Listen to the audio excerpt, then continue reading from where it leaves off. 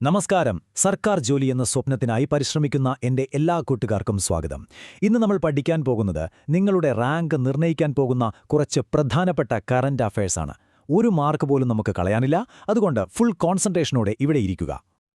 അപ്പോൾ പിന്നെ ഇന്നത്തെ കറന്റ് അഫയേഴ്സ് പഠിച്ച് സെറ്റാകാൻ റെഡിയല്ലേ? നമുക്ക് തുടങ്ങിയാലോ?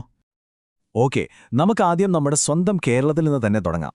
നിങ്ങൾക്കറിയാലോ, കേരള PSC പരീക്ഷകൾക്ക് നമ്മുടെ സംസ്ഥാനത്തെ വാർത്തകൾക്ക് ഒരു പ്രത്യേക പരിഗണന തന്നെയുണ്ട്. ഇവിടെ പറയുന്ന ഓരോ പോയിന്റും വളരെ പ്രധാനപ്പെട്ടതാണ്. ഈ നമ്പർ കണ്ടോ? 1. എന്തായിരിക്കും ഈ ഒന്നാം സ്ഥാനം? കേരളത്തിലെ ഒരു ജില്ല സ്വന്തമാക്കിയ ഒരു ചരിത്ര നേട്ടമാണിത്. ഏതായിരിക്കും ആ ജില്ല? എന്തിനായിരിക്കും ഈ ഒന്നാം സ്ഥാനം? ഒന്നാലോചിച്ചു നോക്കിയേ. ഉത്തരമിതാണ്: പത്തനംതിട്ട. കേരളത്തിലെ ആദ്യത്തെ സമ്പൂർണ്ണ ഹെൽത്ത് ജില്ലയായി പത്തനംതിട്ട മാറി. ഇതിന്റെ പ്രാധാന്യം എന്താണെന്ന് വെച്ചാൽ, നമ്മളിപ്പോൾ UP ഉപയോഗിച്ച് പൈസ അയക്കുന്നില്ലേ, അതുപോലെ നമ്മുടെ ആരോഗ്യ വിവരങ്ങൾ, ഡോക്ടറെ കണ്ട ഹിസ്റ്ററി, മരുന്നുകൾ എല്ലാം ഡിജിറ്റൽ ആവുകയാണ്. ആരോഗ്യരംഗത്തെ ഒരു വൻ വിപ്ലവം തന്നെയാണിത്. മറക്കരുത്, ഫസ്റ്റ് ഹെൽത്ത് ഡിസ്ട്രിക്ട് പത്തനംതിട്ട. അടുത്ത പോയിന്റ് ശ്രദ്ധിച്ചോ? ഈ അവാർഡുകളൊക്കെ എപ്പോഴും ചോദ്യം വരുന്ന ഏരിയയാണ്. 2025 ഏറ്റവും മികച്ച പോലീസ് സ്റ്റേഷനുള്ള സംസ്ഥാന ആഭ്യന്തര വകുപ്പിന്റെ പുരസ്കാരം നേടിയത് ഏത് സ്റ്റേഷനാണ്? ഉത്തരം കണ്ണൂർ ടൗൺ. അവരുടെ മികച്ച പ്രവർത്തനങ്ങൾക്കുള്ള ഒരു അംഗീകാരമാണിത്. നോട്ട് ചെയ്തു വെച്ചോളൂ. ഈ പോയിന്റിന് നേരെ ഒരു സ്റ്റാർ ഇട്ടോ. ഉറപ്പായും ചോദിക്കാൻ സാധ്യതയുള്ള ഒന്നാണിത്. 2026 നിള പുരസ്കാരം. കേരള സംഗീത നാടക അക്കാദമി നൽകുന്ന ഈ വലിയ ബഹുമതി ലഭിച്ചതാർക്കാണ്? സാക്ഷാൽ കഥകളി ആചാര്യൻ കലാമണ്ഡലം ഗോപിക്ക്. ഈ പേര് മനസ്സിൽ ഉറപ്പിച്ചോ, ഇതൊരു ഷുവർ ഷോട്ട് ചോദ്യമാകാം. ഇനി നമ്മുടെ നിയമസഭയെക്കുറിച്ചുള്ളൊരു ചെറിയ അപ്ഡേറ്റ്. ഇപ്പോൾ നിലവിലുള്ളത് എത്രാമത്തെ കേരള നിയമസഭയാണ്? 15ാം നിയമസഭ. അതിന്റെ 16ാമത്തെ സമ്മേളനമാണിപ്പോൾ ആരംഭിച്ചിരിക്കുന്നത്. ഗവർണറുടെ നയപ്രഖ്യാപനത്തോടെയാണ് സമ്മേളനം തുടങ്ങിയത്. അപ്പോൾ ആ നമ്പറുകൾ ഓർത്തുവെക്കുക: 15ാം സഭ, 16ാം സമ്മേളനം. ഓക്കെ, അപ്പോൾ കേരളത്തിലെ പ്രധാന കാര്യങ്ങൾ നമ്മൾ നോക്കി. ഇനി നമുക്ക് കുറച്ചുകൂടി വിശാലമായി ചിന്തിക്കാം. നമ്മുടെ രാജ്യത്ത് ദേശീയ തലത്തിൽ നടന്ന പ്രധാന സംഭവങ്ങൾ എന്തൊക്കെയാണെന്ന് നോക്കാം. റെഡിയല്ലേ? ശ്രദ്ധിക്കുക, ഇതൊരു 5 സ്റ്റാർ ചോദ്യമാണ്. എല്ലാ വർഷവും ചോദിക്കുന്ന ഒരു സ്ഥിരം ഐറ്റം. 2026 റിപ്പബ്ലിക് ദിന പരേഡിൽ മികച്ച നിശ്ചലദൃശ്യത്തിനുള്ള, അതായത് ബെസ്റ്റ് ടാബ്ലോ അവാർഡ് കിട്ടിയത് ഏത് സംസ്ഥാനത്തിനാണ്? 1ാം സ്ഥാനം ഒഡീഷ. 2ഉം 3ഉം സ്ഥാനങ്ങൾ ഗുജറാത്തിനും തമിഴ്നാടിനുമാണ്. പക്ഷേ ആ 1ാം സ്ഥാനം മനസ്സിൽ പതിപ്പിച്ചോളൂ: ഒഡീഷ. പരീക്ഷകളിൽ ഈ നിയമനങ്ങൾ അഥവാ അപ്പോയിന്റ്മെന്റ്സ് ഒരു ഹോട്ട് ടോപ്പിക്കാണ്. ഇതാ ഏറ്റവും പുതിയൊരെണ്ണം. CBIയുടെ പുതിയ ഡയറക്ടർ ആരാണെന്നറിയാമോ? അനീഷ് ദയാൽ സിംഗ്. ഈ പേര് മറന്നു പോവാതിരിക്കാൻ നമുക്കൊരു കോഡ് ഉപയോഗിക്കാം. അദ്ദേഹത്തിന്റെ പേരിലൊരു ദയാലില്ലേ? അപ്പോൾ ദയയുള്ള CBI ഓഫീസർ എന്ന് ഓർത്താൽ മതി. എങ്ങനെയുണ്ട്? ആകാശ് NG. എന്താണ് ഈ NG? സിമ്പിളാണ്: നെക്സ്റ്റ് ജനറേഷൻ. അതായത് പുതിയ തലമുറയിൽപ്പെട്ട മിസൈൽ. ഇന്ത്യ തദ്ദേശീയമായി വികസിപ്പിച്ചെടുത്ത ഒന്നാണിത്. അതായത് മെയ്ഡ് ഇൻ ഇന്ത്യ. കരയിൽ നിന്ന് ആകാശത്തേക്ക് തൊടുക്കാവുന്ന മിസൈലാണ്. ഇത് വിജയകരമായി പരീക്ഷിച്ചത് ഒഡീഷയിലെ ചാന്ദിപൂരിൽ വെച്ചാണ്. തദ്ദേശീയം, പരീക്ഷിച്ച സ്ഥലം, ഈ 2 പോയിന്റും വളരെ പ്രധാനപ്പെട്ടതാണ്. ഇനി നമുക്ക് കുറച്ച് സ്പോർട്സിലേക്ക് പോകാം. ടെന്നീസിൽ നിന്നൊരു പ്രധാനപ്പെട്ട വാർത്തയുണ്ട്. 2026 ഓസ്ട്രേലിയൻ ഓപ്പൺ പുരുഷ സിംഗിൾസ് കിരീടം നേടിയത് ഇറ്റലിയുടെ ജാനിക് സിന്നറാണ്. ഇവിടെ ശ്രദ്ധിക്കേണ്ട ഒരു വാക്കുണ്ട്: അദ്ദേഹം കിരീടം നിലനിർത്തി, അതായത് റിട്ടേൺസ് ദ ടൈറ്റിൽ. അതിനർത്ഥം കഴിഞ്ഞ വർഷത്തെ ചാമ്പ്യനും അദ്ദേഹം തന്നെയായിരുന്നു. ഈ ചെറിയ ഡീറ്റെയിൽ ചിലപ്പോൾ ചോദ്യങ്ങളിൽ വരാം.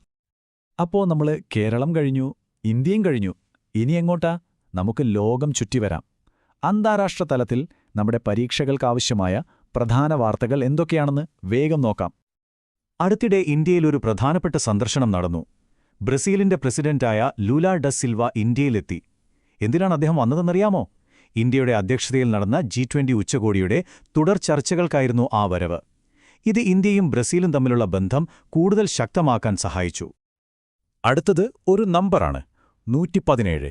ഈ സംഖ്യ ഒരു ലോക റെക്കോർഡുമായി ബന്ധപ്പെട്ടതാണ്. എന്തായിരിക്കും ഇത്? ഒരുപക്ഷെ ആരുടെയെങ്കിലും വയസ്സായിരിക്കുമോ? അതോ മറ്റെന്തെങ്കിലും? അതെ, നിങ്ങൾ ഊഹിച്ചത് ശരിയാണ്. ഇത് പ്രായം തന്നെയാണ്. ലോകത്തിലെ ഏറ്റവും പ്രായം കൂടിയ വ്യക്തിയായി ജപ്പാൻകാരിയായ ടോമിക്കോ ഇറ്റുകയെ ഔദ്യോഗികമായി അംഗീകരിച്ചു. 117 വയസ്സ്.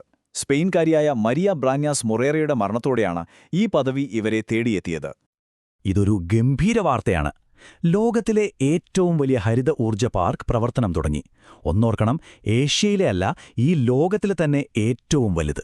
ഇത് വലിയൊരു സംഭവമാണ്. അപ്പോൾ ചോദ്യമിതാണ്: എവിടെയായിരിക്കും ഈ ഭീമൻ പാർക്ക്? അമേരിക്കയിലോ ചൈനയിലോ അതോ യൂറോപ്പിലോ ഒന്നാലോചിച്ചു നോക്കിക്കേ. ഇത് നമുക്കെല്ലാവർക്കും അഭിമാനിക്കാനുള്ള ഒരു നിമിഷമാണ്. കാരണം ആ പാർക്ക് മറ്റെവിടെയുമല്ല, നമ്മുടെ സ്വന്തം ഇന്ത്യയിലാണ്. ഗുജറാത്തിലെ ഖാവുഡയിൽ അദാനി ഗ്രീൻ എനർജി സ്ഥാപിച്ച ഈ പാർക്കാണ് ലോകത്തിലെ ഏറ്റവും വലുത്. ഈ സ്ഥലം മറക്കരുത്. ഖാവുഡ, ഗുജറാത്ത്. ശരി, നമ്മളിപ്പോൾ കുറേ കാര്യങ്ങൾ പഠിച്ചില്ലേ? അതൊക്കെ ഓർമ്മയുണ്ടോ എന്ന് സ്വയം ഒന്ന് പരീക്ഷിക്കാൻ സമയമായി. ഒരു മിന്നൽ വേഗത്തിലുള്ള റിവിഷന് റെഡിയാണോ? ഒരു റാപ്പിഡ് ഫയർ റൗണ്ട്. നിയമങ്ങൾ വളരെ സിമ്പിളാണ്. ഞാനൊരു ചോദ്യം ചോദിക്കും. നിങ്ങൾക്ക് ഉത്തരം പറയാൻ മനസ്സിൽ വെറും 3 സെക്കൻഡ് സമയം.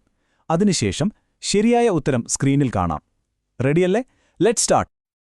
ഇന്ന് നമ്മൾ പഠിച്ച എല്ലാ ഭാഗത്തു നിന്നും ചോദ്യങ്ങളുണ്ട്. അപ്പോ ശ്രദ്ധിച്ചിരുന്നോളൂ. ഒന്നാമത്തെ ചോദ്യം ഇതാ വരുന്നു. ചോദ്യം 1. 2026 റിപ്പബ്ലിക് ദിന പരേഡിൽ മികച്ച നിശ്ചലദൃശ്യത്തിനുള്ള അവാർഡ് നേടിയ സംസ്ഥാനമേതാണ്? 3, 2, 1. ഉത്തരം ഒഡീഷ. ശരിയാക്കിയവർക്ക് ഒരു ക്ലാപ്പ്. ഇനി അടുത്ത ചോദ്യം. ചോദ്യം 2. ആരാണ് CBIയുടെ പുതിയ ഡയറക്ടർ? നമ്മുടെ കോഡ് ഓർത്തുനോക്കൂ. ശരി ഉത്തരം അനീഷ് ദയാൽ സിംഗ്, ദയയുള്ള ഓഫീസർ. കിട്ടിയില്ലേ? ചോദ്യം 3. 2026 നിള പുരസ്കാരം നേടിയത് ആരാണ്? ഉത്തരം കലാമണ്ഡലം ഗോപി. ഉറപ്പായും ഓർത്തിരിക്കേണ്ട പേരാണിത്. നാലാമത്തെ ചോദ്യം. ലോകത്തിലെ ഏറ്റവും വലിയ ഗ്രീൻ എനർജി പാർക്ക് സ്ഥിതി ചെയ്യുന്നത് എവിടെയാണ്?